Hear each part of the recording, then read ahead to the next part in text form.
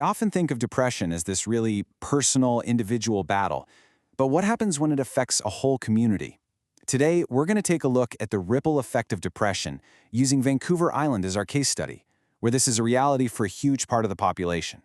So let's zoom in and start our story right on Vancouver Island. It's a place where the landscape itself kind of tells a story about mental health. Here, the challenges of depression aren't just personal, they're geographical, and they really shape the lives of entire communities. Okay, so this slide, wow, it paints a really stark picture right away. Just look at these numbers from Island Health. In Vancouver Island North, we're seeing 309 cases for every 1,000 people. The Western communities are at 302. Both of these are way higher than the BC average. And remember, these aren't just numbers on a chart. They represent real people, our neighbors, maybe even our classmates.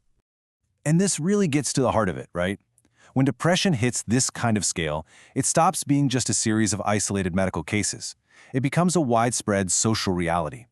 It's something that starts to shape everyday life, the dynamics in the workplace, and the health of the community on a really fundamental level. So, to really get a grip on this, let's start right at the center of that ripple, with the individual, the person who's living with this invisible burden every single day. And that personal toll, it's just immense. It's not just the emotional weight of feeling sad or hopeless. We're talking about physical exhaustion, trouble concentrating, and an increased risk of self-harm. Tragically, Island Health reports that depression is a factor in about 90% of all suicides. It's just devastating. But see, this burden is almost never carried alone. The ripples of depression, they spread outward, and they often hit the family unit with the most force. And that strain? It can show up in all sorts of ways. Family members feel this constant worry and helplessness. Maybe a partner or a child has to suddenly take on a bunch of extra responsibilities, and that completely changes the family dynamic. And if professional care is hard to get, that caregiving burden often falls right on the family, which just ramps up their own stress levels.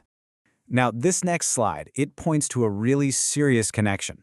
Now, we don't have the specific data for Vancouver Island here, but nationally, a staggering 65% of victims of intimate partner violence, or IPV, also report experiencing depression.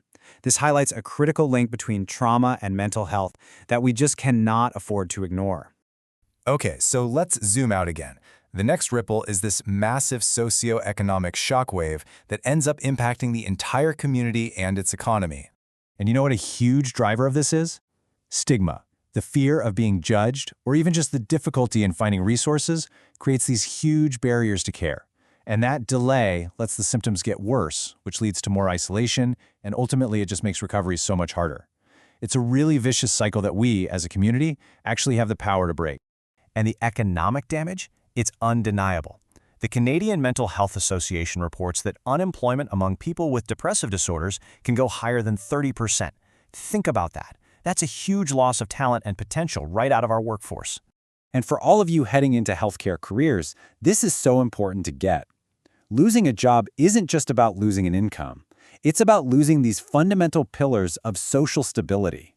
The structure of a daily routine, the social connection you get with colleagues, and that sense of identity and purpose that a job can give you. I mean, the cost to our public systems is just staggering. One study right here in BC estimated the direct healthcare cost of major depressive disorder was over $1.5 billion. And get this, that was for just one group of newly diagnosed adults over only 2 years.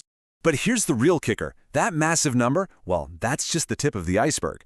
The hidden financial burden on families, for things like therapy, medication, taking time off work, that can be anywhere from 2 to 15 times higher than the direct system costs. That is an absolutely immense weight for families to try and carry on their own.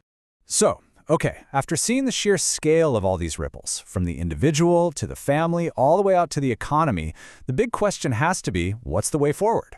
And the good news is, the data gives us a really clear and actually a very hopeful answer.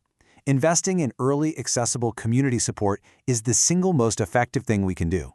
It doesn't just improve recovery rates and quality of life, it also dramatically reduces all those long-term social and financial costs we were just talking about. So really, the main takeaway here is this. Tackling depression proactively isn't just some nice idea.